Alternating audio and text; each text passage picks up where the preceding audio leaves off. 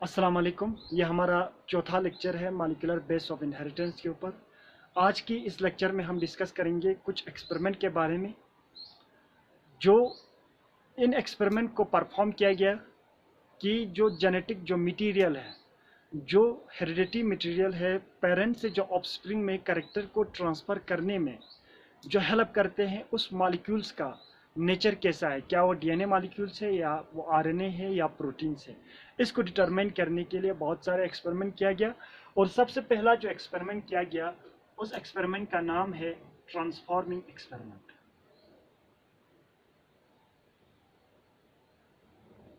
Transforming experiment या transforming principle कहा जाता है इसको। ठीक है, अब इस एक्सपेरिमेंट को परफॉर्म किया गया एक साइंटिस्ट के द्वारा जिसका नाम था ग्रिफिथ। ठीक है, ग्रिफिथ ने देखा मेमल्स में, जिसमें मेमल्स में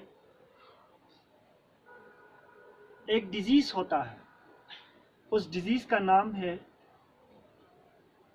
निमोनिया। और ये डिजीज जो होता है ये किसकी वजह से होते हैं? ये वायरस की वजह से होते हैं, बैक्टीरिया की वजह से होते हैं, प्रोटोजोआ की वजह से होते हैं या फंजाई की वजह से होते हैं। तो ये जो निमोनिया जो डिजीज है, निमोनिया जो डिजीज है, किसकी वजह से होते हैं? बैक्टीरिया की वजह से होते हैं। किसकी वजह से होते हैं? बैक्टीरिया की वजह से। इसका जो कॉजेटिव एजेंट वो क्या है? बैक्टीरिया। इसकी वजह से मेमल्स में क्या होता है? निमोनिया डिजीज होता है। ठीक है, और इसका देखो साइंटिफिक नेम क्या है इस बैक्टीरिया का? स्ट्रेप्टोकोकस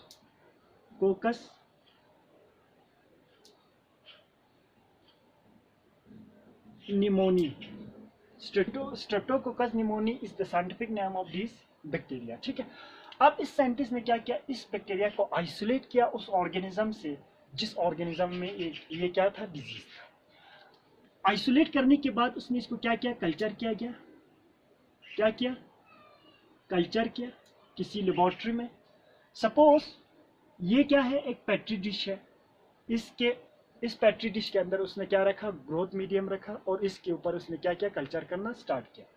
कल्चर करने के बाद उसने देखा यहाँ पे दो किस्म के कॉलोनीज फॉर्मेशन हुआ था, दो किस्म के ग्रुप ऑफ बैक्टीरिया डेवलप हुआ था। यहाँ पे कितने किस्म के? दो किस्म के बैक्टीरियाज का ग्रुप यहाँ पे डेवलप हुआ था। कॉलोनीज मतलब क्या होता है? Groups of bacteria. ठीक है, अब देखो एक जो था वो आर टाइप था, आर बैक्टीरिया,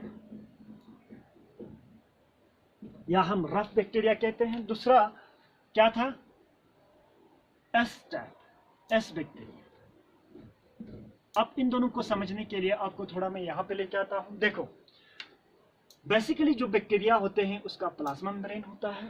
प्लाज्मा मेम्ब्रेन के ऊपर उनके क्या होता है? सेल वॉल होता है। आप लोगों को पता होगा सिंगर एंड निकलसन ने जो मॉडल दिया है प्लाज्मा मेम्ब्रेन के ऊपर कि प्लाज्मा मेम्ब्रेन किसका बना होता है? लिपिड बाइलेयर का बना होता है। इसी तरह से ये जो सेल वॉल है ये क्या है? Cell wall. सेल वॉल ये किसका बना होता है? पेप्टिडोग्लिकैन का। इन केस ऑफ बैक्टीरिया में किसका बना होता है? पेप्टिडोग्लिकैन का। लेकिन जो एस टाइप है उनमें क्या था? एक एडिशनल लेयर था, एक एडिशनल लेयर था above the cell wall. Cell wall के ऊपर क्या था? और एक लेयर था, जिसकी वजह से ये जो बैक्टीरिया बाहर से जब हम ऑब्जर्व करते हैं स्मूथ दिखता था। ठीक है, इसीलिए इस बैक्टीरिया का नाम पड़ा स्मूथ बैक्टीरिया। इसका मतलब क्या होता है? स्मूथ। ठीक है, और ये जो है ऑटरमोस्ट जो ये कैप्सूल लेयर है, इसको क्या कहते हैं? कैप्सूल। और ये कैप्सूल लेयर किसका बना होता है? कार्बोहाइड्रेट का। कार्बोहाइड्रेट का, शुगर मॉलिक्यूल्स का बना होता है ये लेयर। अब जिन बैक्टीरियाज में जो यहाँ पे डेवलप हुआ है, जिनके ऊपर कैप्सूल्स है, जो स्मूथ दिखता है, ऑटरमोस्ट जो उसका लेयर है वो स्मूथ दिखता है, वो क्या होता है? पैथोजेनिक होता है या वेरुलेंट होता है। Virulent, virulents are those bacteria which have the capability to cause disease. इनमें कैपेबिलिटी होता है डिजीज कॉज करने का। लेकिन देखो ये क्या हो गया? इस टाइप ऑफ बैक्टीरिया। लेकिन देखो अब आर को समझने के लिए ये क्या है? इसका प्लाज्मा मेम्ब्रेन है। अबव द प्लाज्मा मेम्ब्रेन क्या होता है? इसका सेल वॉल होता है, जो किसका बना होता है? पेप्टिडोग्लिकैन का। इनके ऊपर इसमें लेयर नहीं होते हैं, ये कैप्सूल लेयर नहीं होता है in case of R rough type of bacteria में। ये इनके ऊपर जो कैप्सूल्स नहीं होता ये क्या होता है, नॉन वायरुलेंट। नॉन वायरुलेंट मतलब इनमें कैपेबिलिटी नहीं होता है कि ये डिजीज कॉज करे, इनमें कैपेबिलिटी नहीं होता है ये डिजीज कॉज करने का। ठीक है, यहां तक समझ आया। अब इसके बाद देखो, अब इसने क्या किया, ग्रिफिथ ने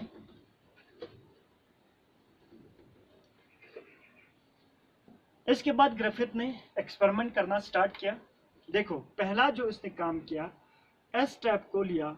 एस में भी बहुत सारे varieties, S1, S2, S3, S4, particularly उनने बहुत सारे S1 को भी यूज किया, S2 को, S3 को, S4 को, लेकिन जो उसको ऑब्जर्वेशन से जो रिजल्ट मिला वो इस थर्ड में मिला। ठीक है, थोड़ा इसको स्प्लिट करके लिखता हूँ। ये जो S third type of bacteria को जब उसने इंजेक्ट किया गया, इंजेक्टेड किस में, माइस में, तो ये माइस क्या हुआ, डाई हुआ, ये क्या हुआ, मर गया। क्यों, क्योंकि ये एस टाइप क्या है, वेरुलेंट है, इसकी वजह से इस माइस में डिजीज कॉज हुआ, निमोनिया डिजीज या पिमोनिया या निमोनिया डिजीज हुआ, जिसकी वजह से ये माइस क्या हुआ, डाई हुआ। इसी तरह से जो उसने सेकंड देखा, second types of observation, R को जब उसने इंजेक्ट किया गया, इंजेक्टेड इनटू माइस में, तो ये माइस क्या हुआ, जिंदा रहा, लाइव रहा, इसके ऊपर कोई असर नहीं पड़ा। अब देखो इसके बाद उसने क्या किया, इस एस थर्ड को मैं यहाँ पे सिंपली लिखता हूँ, एस टाइप ऑफ बैक्टीरिया को उसने क्या किया, हीट किल किया, हीट किल इट। और इसको हीट किल करने के बाद उसने कंबाइन करके मिक्स किया इसको किसके साथ, आर जो क्या था, लाइव था, जिंदा था, और इसको इंजेक्ट किया गया किसके अंदर, इंजेक्टेड इनटू माइस, माइस के अंदर उसने इंजेक्ट किया। इंजेक्ट करने के बाद उसने देखा, देखो सॉरी इससे पहले और एक आएगा, इसके बाद जो थर्ड जो ऑब्जर्वेशन उसने देखा, एस को उसने क्या किया, हीट किल किया, हीट लगाया, जिसकी वजह से ये क्या हो गया, मर गया। मतलब मरने का मतलब क्या होता है, जब आप किसी बैक्टीरिया को या सेल को जब आप हीट करते हो, उसमें जितने भी माइक्रोमॉलिक्यूल्स होते हैं, बायोमॉलिक्यूल्स होते हैं, चाहे वो प्रोटीन्स हो, लिपिड्स हो, अमीनो एसिड्स हो या न्यूक्लिक एसिड हो, डीएनए और आरएनए, दोनों क्या होते हैं, उनमें जो बॉन्ड्स होते हैं वो ब्रेक हो जाते हैं। ठीक है, जिसकी वजह से उनका जो एक लिविंग क्रिएचर का जो नेचर होता है, लिविंग थिंग का एक नेचर होता है, वो लॉस हो जाता है। इसीलिए देखो जब हम इसको हीट करते हैं तो ये क्या होता है, डेथ हो जाता है, हीट किल इट। ठीक है, एस को कंबाइन किया उसने, कंबाइन नहीं किया, इंजेक्ट किया किसके अंदर, माइस के अंदर, इंजेक्टेड इनटू माइस, तो उसने देखा माइस क्या रहा, जिंदा रहा। लेकिन जो फोर्थ बहुत इंपॉर्टेंट जिसके ऊपर उसने वो ऑब्जर्वेशन दी, एस जो हीट किल था, इसको कंबाइन किया उसने, मिक्स किया किसके साथ, आर जो लाइव था, और इसको उसने इंजेक्ट किया गया किसके अंदर, इंजेक्टेड किसमें, इसी ऑर्गेनिज्म में, माइस में, और ये क्या हुआ, डाई। इसके बाद उसने बताया कि यहां पे कुछ मॉलिक्यूल्स इस एस से ट्रांसफर होता है आर में, जिसकी वजह से ये आर जो होता है कन्वर्ट होता है इस एस टाइप में। आर क्या है, नॉन वायरुलेंट, ये पैथोजेनिक नहीं है, ये डिजीज कॉज नहीं करते, ये डिजीज कॉज तभी करते हैं जब ये कन्वर्ट हो जाता है किसमें, एस टाइप में। अब उसने बताया यहां से कुछ मॉलिक्यूल्स, देखो जब आप हीट करते हो डीएनए मॉलिक्यूल्स का फ्रेगमेंट्स बनेंगे, वहां से वो फ्रेगमेंट्स जो रिस्पॉन्सिबल है, जिसके अंदर इंफॉर्मेशन है कैप्सूल सिंथेसिस करने का, वो जीन्स क्या होता है, यहां से ट्रेवल करते हैं इसके डीएनए, इसके क्रोमोसोम्स में, और वो इंटीग्रेट हो जाते हैं। इंटीग्रेट होने के बाद वो सिंथेसिस करते हैं इसके ऊपर। देखो पहले आर टाइप कैसे था, ये उसका प्लाज्मा मेम्ब्रेन, और ये इसका क्या था, सेल वॉल जो रफ था। अब इसके अंदर वो जीन्स आया है जो रिस्पॉन्सिबल है synthesis of this capsule layer. अगर आर में इस तरह से ऊपर कैप्सूल्स बनेंगे तो ये क्या बन जाएगा, एस टाइप, और ये क्या बनेंगे, पैथोजेनिक, जिसकी वजह से ये मैच क्या हो रहा है, मर रहा है।